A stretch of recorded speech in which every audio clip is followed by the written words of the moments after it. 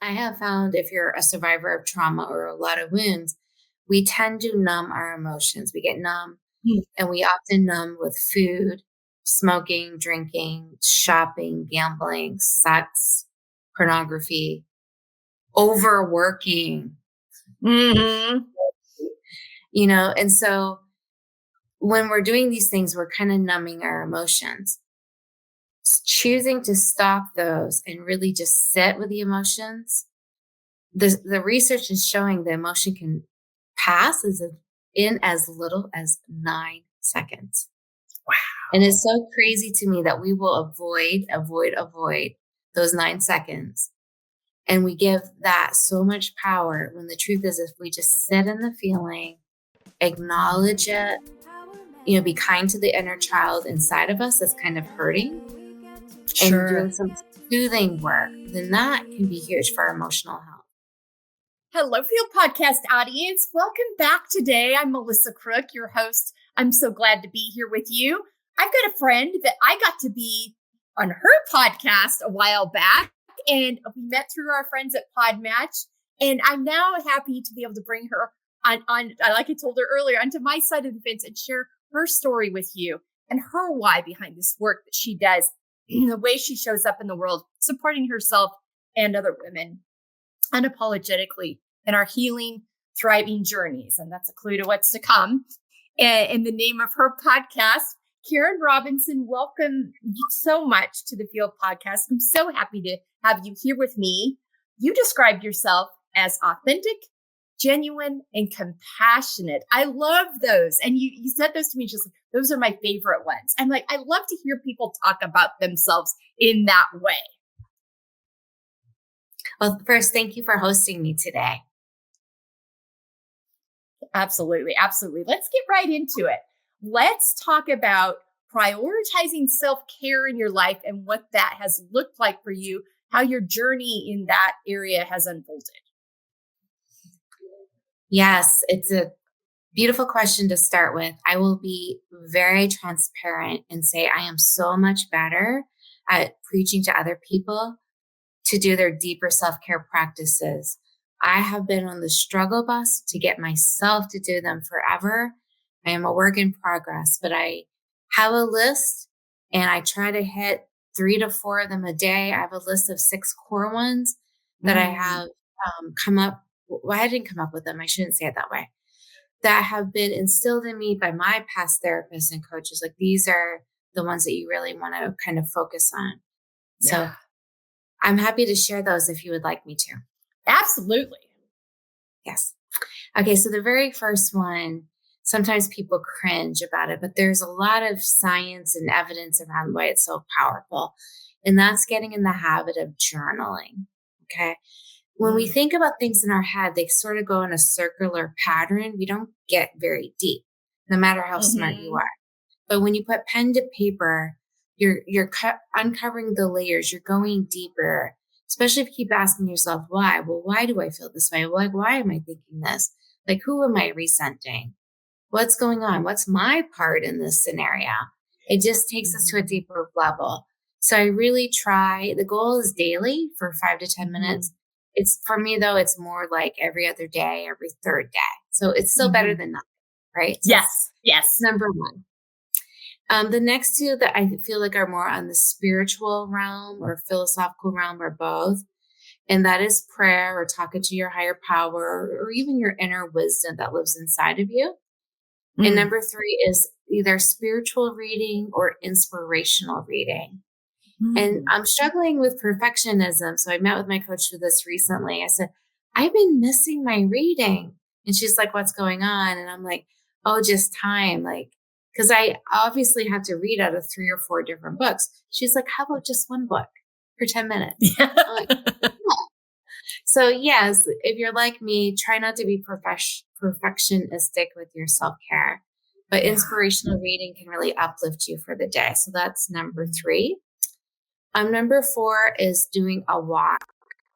And this isn't necessarily for the exercise of walking, but to be out in nature, sunlight, gently moving your body. And this is when you can pray or talk to your inner wisdom as well.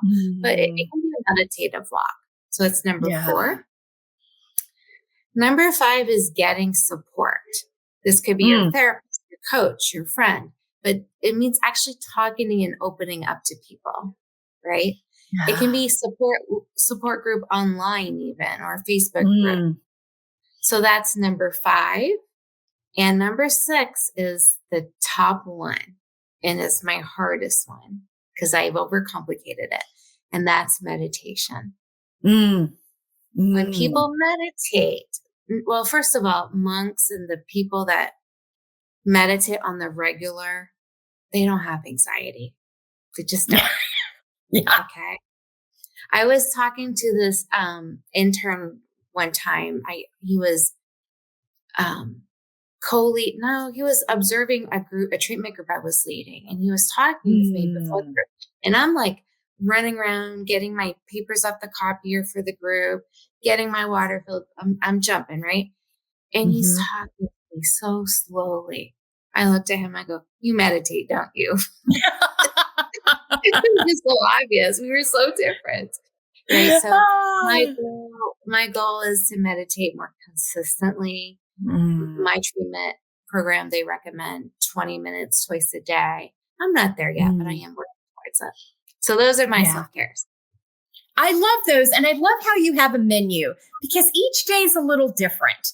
And each day you might need some things more than others. And so being able to tap into that and pull from that list what you really feeling like is going to serve you and support you that day. And I think it also helps it not become a checklist item because I really struggled with that early on. And my therapist was like, this needs to not be a checklist item. This needs to be something you mindfully connect with. And if it's starting to feel like a checklist item, we need to revisit whether it's actually helping you and supporting you or not. I'm like, because I too struggle with like, well, look what I did. Look what I did. I got a 10.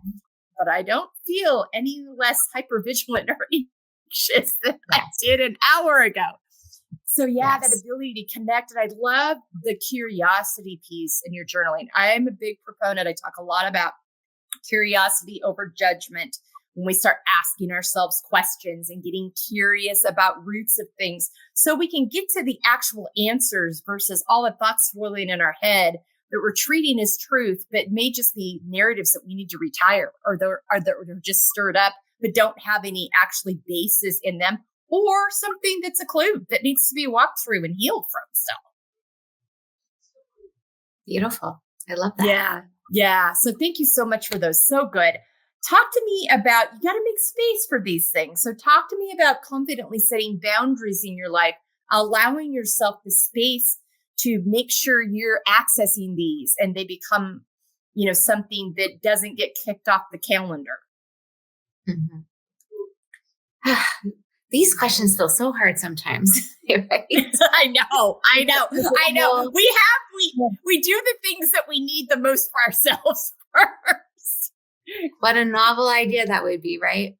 Okay, so I can talk about my intentions versus my reality, and my goal is for those to actually match up better. I'm a very imperfect therapist, I will say that. But my intentions are good. Okay.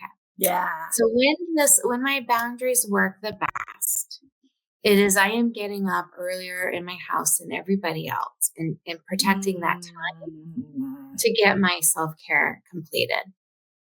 Now, because that's sometimes hit and miss for me, because I am also a complex trauma survivor, sometimes my sleep is off. A lot of times my sleep is off. Also, menopause, sleep is off. So what I know that one. I try to have other points in the day for it. And I'm also in my own treatment. And one of the treatment programs I'm in, we have what's called the writing room that's offered twice a week. So I do my best to be there. I try to protect that time. So that's 2 days a week. I know I'm writing, right? And then I try to think about, okay, here's a window of time. Yes, I could get something done on my to-do list, but what's going to serve me better? And then I think, okay, what self-care would really benefit me right now? When it's not so hot outside, I'm like, okay, I got 20 minutes before my client. Why not go around the block a few times just to move? And sometimes it can just feel good to just be outside and move, right? I hope I answered that. I still have work to do on the boundary question for sure. Because I do tend to put people before myself, which is not unusual for survivors, and it's not unusual for us women, and it's not unusual for people pleasers to do that. Yeah. Look at yourself. Look to see if any of those fit you. Yes, because we'll talk about layers later, but you've just mentioned the layers that impact the decisions we make for ourselves, where we put ourselves in the spectrum of things, and all the narratives and societal expectations that come into play with that. But I think that mindful awareness and giving ourselves grace in it, because I hear you. Like I tell women all the time, I've got this framework. It really supports me well. I'm bearing the fruit of that. It can support you well too, but it's also there to get you back on the tracks, because you're going to fall off the track some days. You're going to violate your own boundaries. You're going to forget to communicate your expectations because you're tired or cranky. You're going to miss, you're going to not, some days you're going to be like, I cannot do this, body movement at workout today. But also that's honoring your body and where you are in that day. Maybe you need rest that day. Maybe you need sleep that, it's like really trying to take the pressures off ourselves, because we are so used to being affirmed for performance, because that's what society has taught us. So taking the pressure off of that and allowing ourselves just to be in it and giving ourselves grace when we miss, and know that okay, tomorrow's a new day. Right. Yeah, exactly. Absolutely. Yeah. Starts all over again. It's a new beginning. Absolutely. Absolutely. All right. Talk to me about taking care of your emotional health, mental health, physical health. That's already a complex thing for women. It's a even more complex thing when you're a complex trauma survivor. So talk to me about your journey with that. Mm-hmm. You're asking for mental, emotional, and physical? Yeah, those connections and how they feed off of each other and what you've learned about that. Really great question. So our mental health is more like our thought process. My work in this area for myself and for my clients is really studying and tracking the negative thoughts that you have about yourself, about others, and about the world we live in.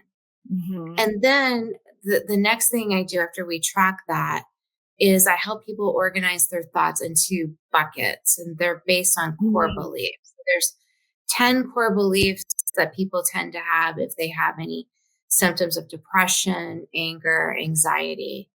And an example of a core belief is I'm worthless, right? And that it tends to be the depressed person that kind of struggles it.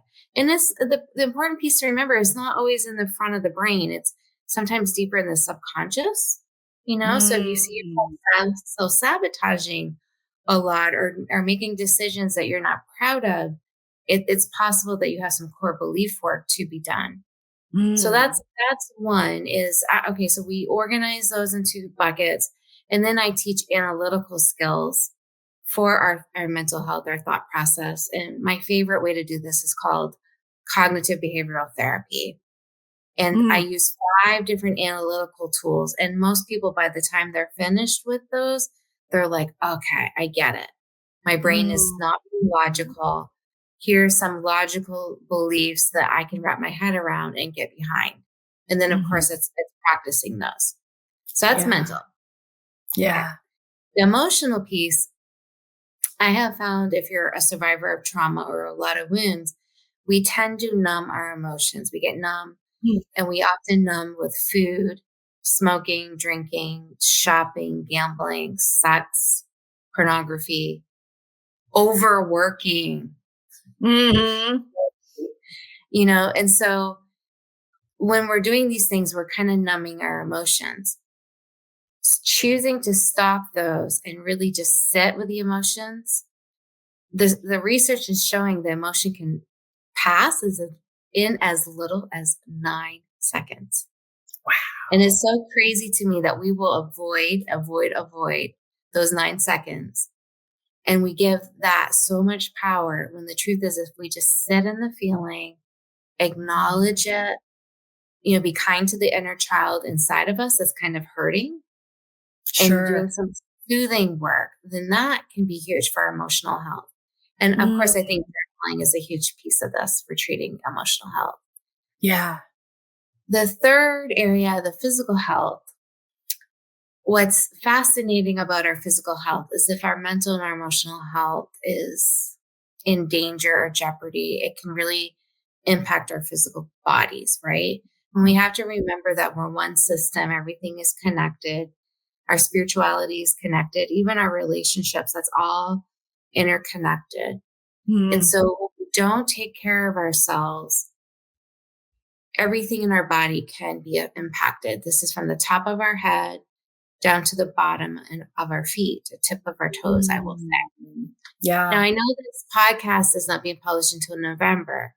So I'm going to talk about this series I'm doing as if it's in the past, but also in November when we're released, it will also be in the future. Okay. I'm doing a series for the first time, summer 2025. It's called Healing Our Bodies After Trauma. And it's a series of 11 sessions that talks about the different systems of the body, how trauma or wounding impacts it, and also how to heal. I will be offering the series again in 2026 in the summer. And my goal is each year that I offer it, you only pay one time and you get it free every summer. My goal is get it to be better and better. So inviting guest experts. So if an endocrinologist can come and speak about our endocrine system. I'm going to have a neurologist come talk about what happens with our neurological system, and so forth. So I'm very excited about that because we have not paid enough attention to how our wounding impacts our physical health. Yeah. Yeah.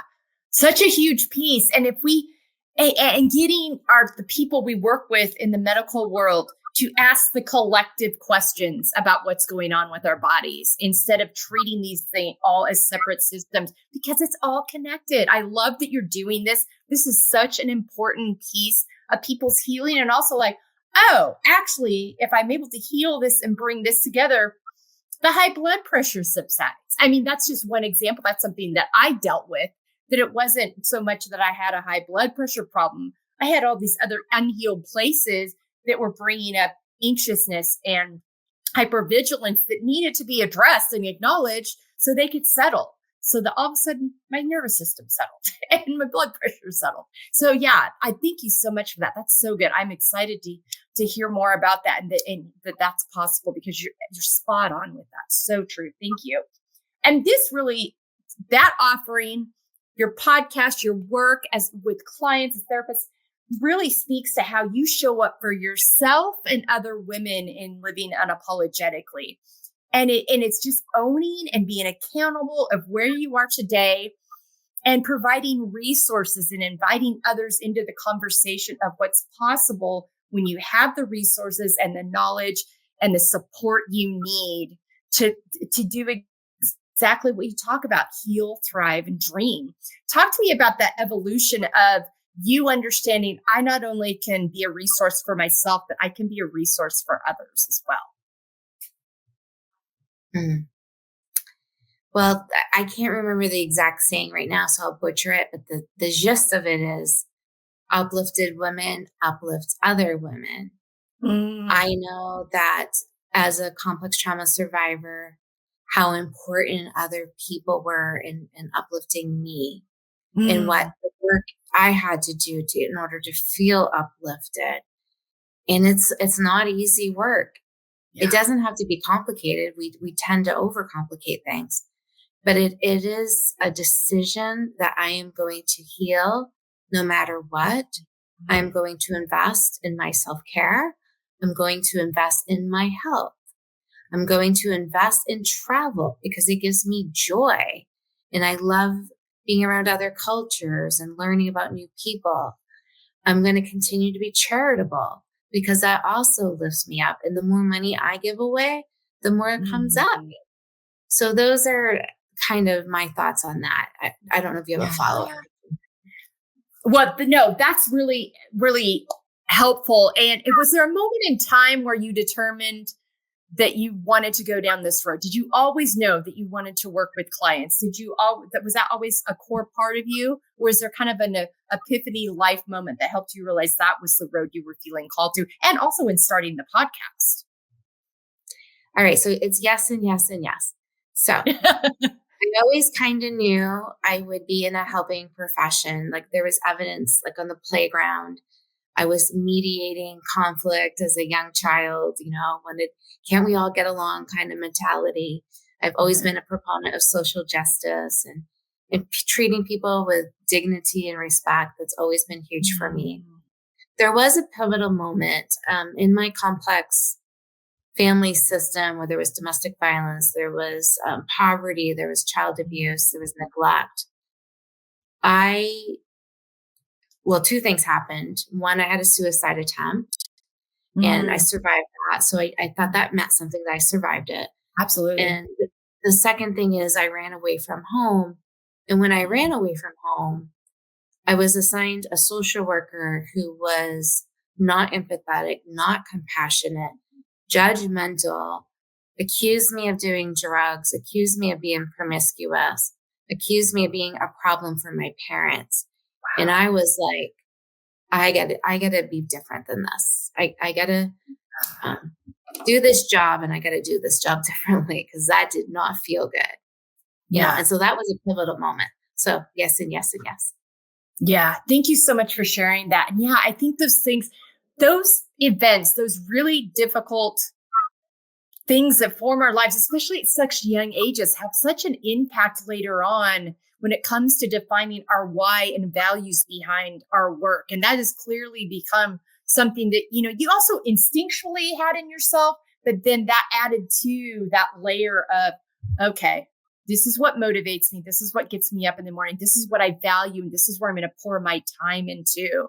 And the fact that you were able to connect all those things and take those really, really tough things and also be like, okay, through this is what I've learned about me. And now I can turn over and help others learn that about themselves. That's right. Yeah. And I love that we're podcasting too, because I've been a therapist a really, really, really, really long time now. And, when you're a therapist on one-on-one sessions, you can only have so many people that you can help. Sure. And the podcast, it just allows us an opportunity to have an impact on more people. Yeah. And also for us coming together and highlighting each other's voices, because the more we can do that, the more of us that can show up in this space, can let more people know and more people have access, because different people are going to tap into different things. So I think it's such a beautiful community that we're creating out there to make, we need all of you part of the conversation, and we need to highlight these voices and let people know we exist so they can access. And then from there, determine if they need additional support on top of what we're talking to them about. But maybe it gives, an invitation or helps them to feel safe when we're sharing about these things that we've gone through, and also the resources that we've found and now are making available to others. That's right. Using our voices to help other people raise their voice. Yeah, absolutely. I mean, so that's women supporting women unapologetically, and also all of us living authentically out of that why and those why and values, and honoring that, which leads nicely into living out of our own expectations for others. We're honoring ourselves by doing that. So we're defining what our expectations are. And that's hard, especially coming up as a woman, a girl and a woman in the world. And then you add in the messages you're getting when you come from an abusive household. That's a whole other layer of things you have to unpack about how you believe you're supposed to show up in the world versus what's actually true about who you're created to be. So talk to me kind of about your understanding of that and being able to really move to a space now where you truly are living out of your own expectations. Yeah, I think the biggest way for me is my writing. I have written chapters in the book anthologies, several at this point, and right now I'm working on my own memoir. It's half memoir, half healing method, how I work with trauma survivors and the different techniques I use. And so I think that's the biggest thing for me. I know that I had a family member stop talking to me when one of the anthologies came out. And it was really surprised. Like, I wasn't surprising about the concept of a family member not talking to me more. It was, first of all, it was on the wrong side of the family that I thought would be upset with me. Wow. And it was somebody who didn't read what I wrote, heard it like second or third hand. And then they didn't talk to me about it. And I learned in that moment that, yes, that stung. That, if I'm going to be honest, it stung, but it's not going to stop me from telling my story, because I'm not just telling my story to use my voice. Is because I believe it can really empower other survivors to share their story. And that is way bigger than losing a relationship that wasn't, I'm not going to say worthy of being cultivated. That was my first instinct. That's not quite right. It's a relationship that probably wasn't in my best interest. Right? Yeah. Yeah. Yeah. I mean, it's that healthy relationship that sees you and meets you where you are and honors that. And I think when you get those responses, because I'm familiar with that, I've had my own experience with those kinds of things. It's really more telling about their journey than yours. And so I think you learn that through the process, and learn to trust in myself, honoring myself. That's more about their journey than it is about mine. That brought up something in them. It's not mine to fix, solve, or apologize for. Yeah. Yeah. Yeah. And that's really. Let me go ahead. Yeah, go ahead. Yeah. It's sometimes hard when we're podcast hosts and guests. There's sometimes a lag and you don't want to talk over each other. So you saw us do that. I think what really helped me to see those pieces that you're talking about is through the journaling. Like, when you write about why you're resenting someone, and you look at, the whole relationship, and you look at your part, and you look like, is there maybe a reason why they're acting this way or feeling this way? And of course it goes back to their own wounding, right? Their own traumas, their own perceptions. And so then that helps us to be compassionate with people who we may not be seeing eye to eye with. So I think that can be really powerful too. Yeah, absolutely. 100%. Thank you so much for that.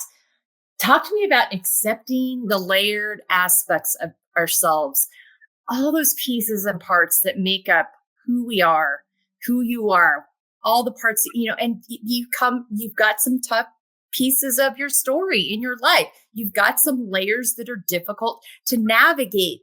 And what I have learned in my journey is that if I've got to be able to get to a point of being curious rather than judgmental about my layers. And it goes back to that 9-second thing you were talking about earlier. Quit pushing the things aside, give them room, take the shame off of that, get curious, allow them to be acknowledged. You don't have to love them all. That's not realistic nor healthy. But at point of acknowledgement, where you're not stuffing, ignoring, denying anymore, because then you're able to really tap into your value in who you are and all the parts of your story and what you're doing with that today, and the choices you have and the accountability you have in your own journey to move forward and heal in a way that allows you to show up as the healthiest, authentic version of yourself. But it's hard work. It's hard to tap into those layers. So talk to me about your layers journey. Well, I decided that it's okay to be complicated and layered. So that just accepting that about myself is helpful. Yeah. It helps me to recognize it in others too. Like, I think when people do bad things, we label them as bad people instead of looking at their actions. And that gets so confusing, because people are not just bad. People aren't just good. Like, we're very nuanced. And so seeing myself as being very imperfect and accepting and choosing to love myself anyway, that can be really powerful. So what helps me with that journey is self-compassion. I recommend anything that Dr. Neff Kristen Neff writes about self-compassion, is huge. Yeah. Having more grace for myself, knowing that mistakes are actually really part of the human experience. It's okay to make mistakes. It's okay to learn and grow from our mistakes. That's kind of been my journey. I love that. I love that identity piece you brought up in redefining. I'm not a bad person. Maybe made a bad decision, poor decision, could even be a stupid decision. That doesn't make you or the person stupid, bad, whatever. And taking that identity piece off of it and attaching it, instead of making it personal, attaching it to the action and decision that was made, that changes everything in how we see ourselves, but also how we see other people. Exactly. Yeah. So good. Thank you so much for that. All right. In Living Out Feel, Finding Empowerment, Embracing Layers, which your journey is a whole story of. Talk to me about how this has impacted your relationship with yourself, as well as your relationship with other people. So I want to just get clarification on your question first. Yeah. Tell me a little bit more about that beginning piece. The Finding Empowerment, Embracing Layers. So the acronym for the podcast is FEEL. And I really defined this whole talking points that we went through, is that journey in finding your empowerment, your choices, and embracing all of your beautiful, complex layers, being able to see yourself as the nuanced, unique, valuable person that you are. That then impacts your relationship with yourself, as well as your relationships with other people. For example, you were able to identify earlier with that relative, this is probably not a healthy relationship to have in my life. When you see yourself from that value standpoint, you're able to identify those things and make sure that you're not only showing up in relations healthy, but also allowing relationships in that are healthy. Yeah, thank you. I have a better idea how to answer that now. Okay. Yeah, I feel that my empowerment journey has really grown over the years.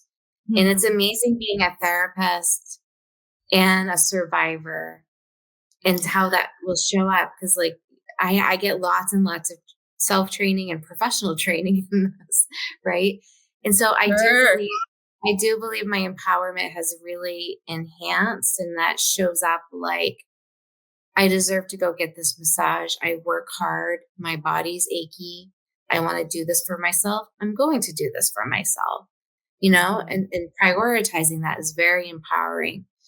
How it tends to show up for others, I feel like it's made me, I'm imperfect at this, but it's made me a real advocate, especially my children. Like, I'm a mama bear, and I really, I have 2 daughters and a son, and I want them to feel empowered in their skin to advocate for themselves, for others. And I love my children's hearts and how compassionate they are to others, how giving, just their capacity to empower themselves. Like they'll speak up and say no.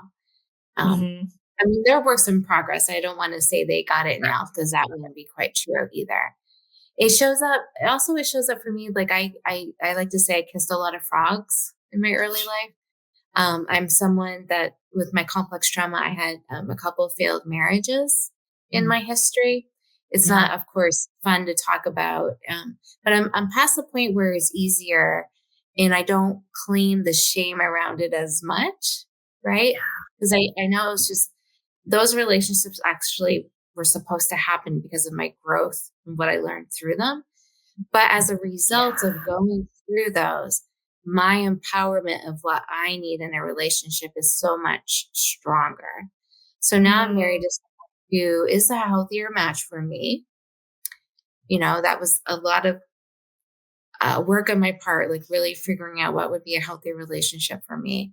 And he allows is not really the right word, but he, I guess, supports me in doing the things I love, writing, doing my podcast, traveling the world, doing these cool things. Like, he's supportive of that. So. Yeah. He embraces all of that in you.